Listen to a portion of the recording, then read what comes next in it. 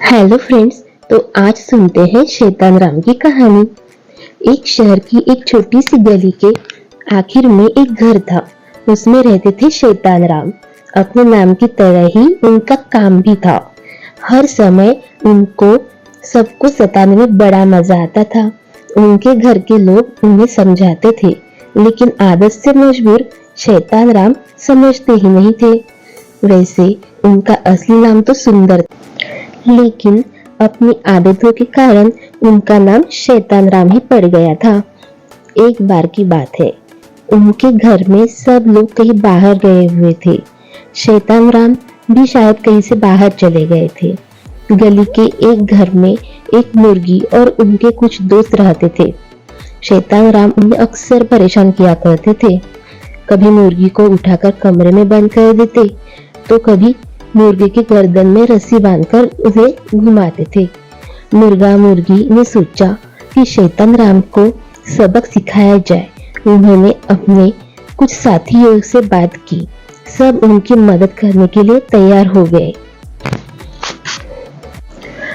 तो मुर्गा मुर्गी ने अपने कुछ दोस्तों को साथ में ले लिया, जैसे कि बिल्ली, चूहा, अंडा, कैंची, सुई और गुलदस्ता। वे सब धीरे से घर के अंदर चले गए। घर में कोई भी नहीं था और शैतान राम भी शायद वो भी कहीं चले गए थे। हम लोग शैतान राम का इंतजार करेंगे, सब एक साथ बोले। बिल्ली उनकी रसोई में जाकर छिप गई। चूहा हाथ मुंह धोने वाले नल के ऊपर बैठ गया। अंडा उनकी तौलिए में लिपट गया। कैंची सोफे के ऊपर आराम करने लगी।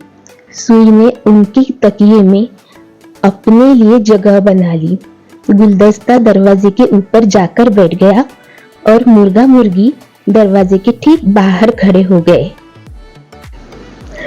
जैसे ही शैतान राम दूर से आते हुए दिखाई दिए, मुर्गा कुकड़ को कहकर घर में घुस गया। उसकी आवाज सुनकर उसके सभी साथी सावधान हो गए। मुर्गे भागी मुर्गे के पीछे और उनके पीछे भाग रहे थे शैतान राम। मुर्गा दौड़कर रसोई की ओर गया। शैतान राम उसके पीछे पीछे। जैसे ही रसोई में पहुंचे, अंधेरे में बिल्ली उनके ऊपर कूदी।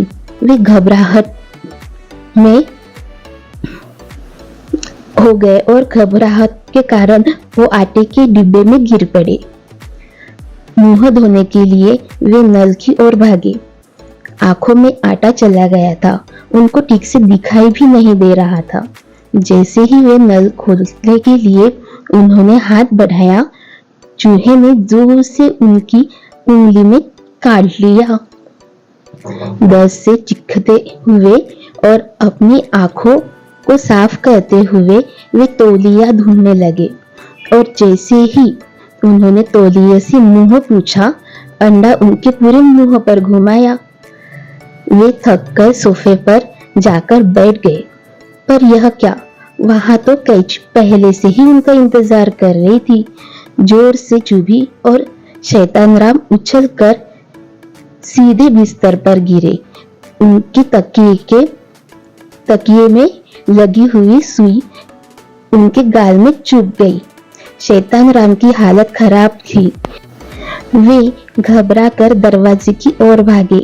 जैसे ही उन्होंने दरवाजा खोला, पीतल का गुलदस्ता टक से उनके सिर पर गिरा। शैतान राम बेहोश होकर वहीं गिर पड़े। जब उन्हें होश आया तो उनको पूरा घर बिखरा हुआ दिखाई दिया। आज उन्हें समझ आया कि किसी को परेशान करने पर उसे कैसा लगता है। उस दिन से शैतान राम ने किसी को भी परेशान नहीं किया। धीरे धीरे सब उनकी शैतानियों को भूलने लगे और उन्हें शैतान राम की बजाय सुंदर कहने लगे। तो आज की ये कहानी यहाँ पे कंप्लीट होती है।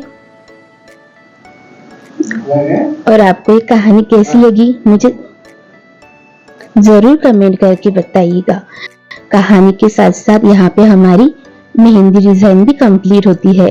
तो आपको ये मेहंदी की डिजाइन कैसी लगी मुझे जरूर कमेंट करके बताइएगा। चलिए अब देखते हैं मेहंदी का हमारा लास्ट लुक। तो ये है लास्ट लुक। मुझे तो बहुत अच्छी लगी ये डिजाइन। इजी भी है, आप इजीली इसे बना सकते हैं। और यहाँ पे जो हमने चेक्स यूज किए हैं वो भी बहुत इजी है। तो मिलते हैं ऐसे ही किसी नेक्स्ट वीडियो में एक नई कहानी के साथ और एक नई डिजाइन के साथ। तब तक के लिए जय विठ्ठल रखुमाई।